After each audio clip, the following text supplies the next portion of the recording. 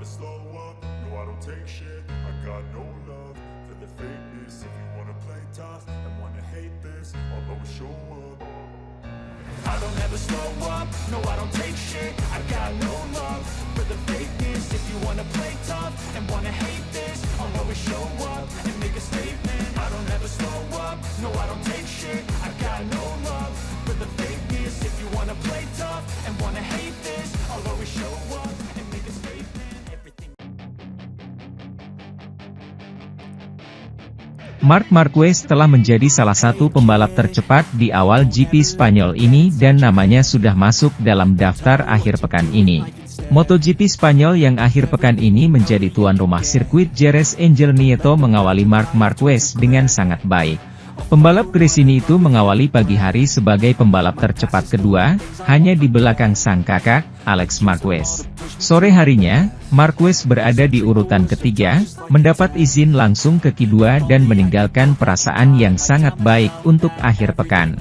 Ini adalah kesannya pada hari pertama, seperti yang disampaikan oleh kolaborator kami Manuel Pecino dari Jerez. Demikian rangkuman hari pertama Marc Marquez bekerja di Jerez. Di pagi hari, kami merasa sangat baik. Sore harinya kami menginap di sana, yang lain sudah mendekat. Yang penting adalah kami berada di grup 5 besar, yang merupakan tujuan yang telah kami tetapkan untuk diri kami sendiri. Klasifikasi akan sangat menentukan sprint dan balapan apa yang dapat Anda lakukan. Dia telah melihat kesulitan di sektor terakhir. Ini adalah perdebatan yang harus Anda ketahui cara memahaminya. Saya melewati T3, yang datang dengan lap cepat belum melewati garis finish dan ketika melewati garis finish, waktunya diperbarui. Itu sebabnya Anda kehilangan 3 atau 4/10-nya, tetapi karena waktu referensinya berbeda. Secara keseluruhan, T4 itu bukanlah salah satu kelebihan saya dan kami terus kehilangan sedikit, tapi tidak setengah detik. T4 dan T2 adalah hal yang harus kami tingkatkan, tapi kami tahu alasannya. Jadi tidak ada apa-apa, kita harus fokus memperbaiki titik lemah tersebut dan memperkuat titik kuatnya.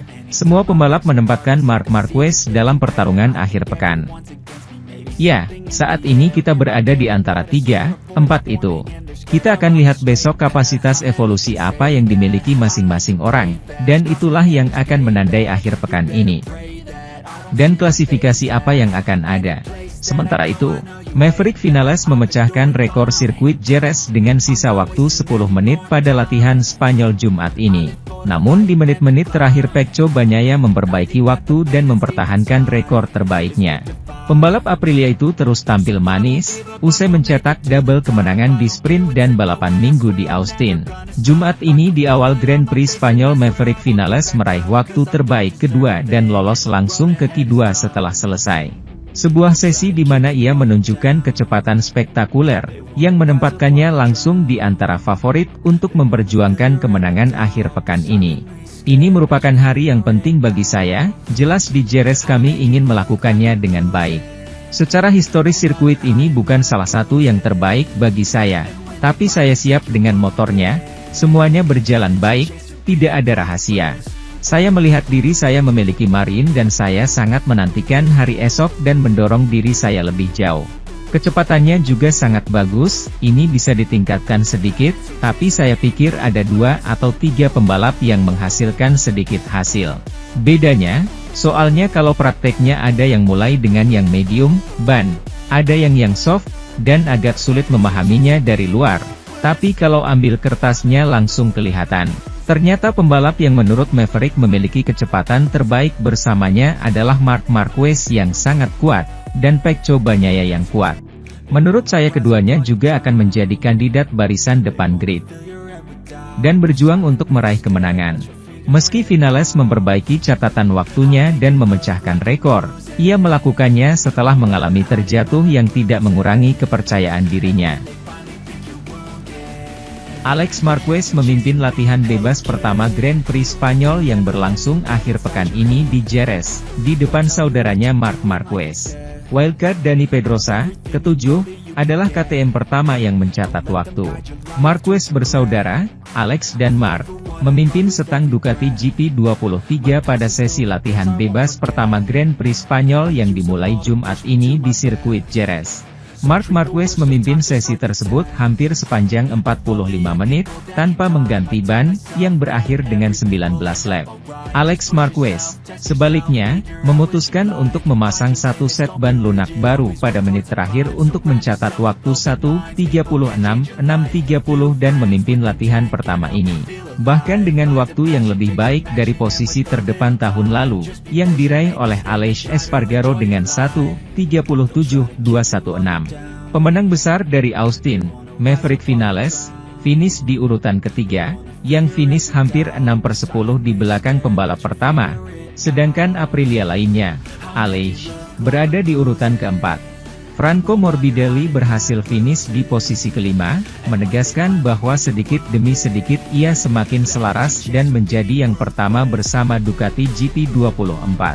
Marco Bezzecchi berada di urutan ke-6 pada menit terakhir, menyalip Dani Pedrosa yang akhirnya finish di urutan ke-7 tetapi sebagai KTM pertama yang mencatat waktu, mengalahkan Brad Binder.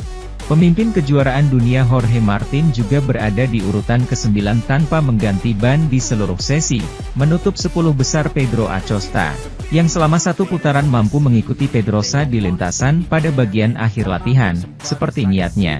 Pecco Bagnaia finish dengan urutan ke-12 dari kurang menjadi lebih banyak, di depan Enea Bastianini dan Fabio Quartararo, sepeda Jepang ke-14 dan pertama di klasifikasi, mengungguli rekan setimnya Alex Rins, ke-17. Seperti yang sudah terjadi di Amerika Serikat, di mana keempat Honda menutup klasifikasi di semua sesi, pabrikan Tokyo itu menempatkan motor tercepatnya, yakni Johann Zarco, di urutan ke-19, sedangkan Takaaki Nakagami, Joan Mir, wildcard Stefan Bradl, dan Luca Marini. Sementara itu, Francesco Bagnaia mengaku sudah siap untuk balapan di Spanyol meski di beberapa balapan sebelumnya cenderung bertahan. Jelas ini tidak seperti Bagnaia yang terkenal cerdik langsung menemukan solusi cepat untuk menyerang. Padahal jika melihat kiprah sang juara bertahan di musim-musim sebelumnya, dia cenderung melempem pada hari pertama dan kedua.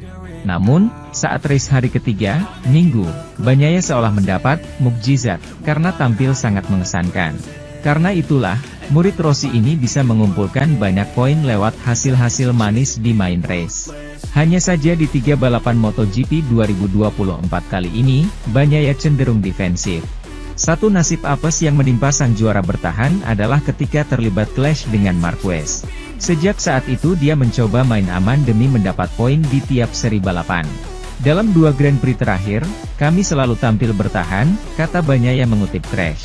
Sirkuit Jerez memberikan tantangan yang berbeda dari lintasan yang pernah kami lalui sejauh ini. Jadi bekerja keras di setiap sesi untuk memahami perilaku GP24 di sirkuit ini sangatlah penting.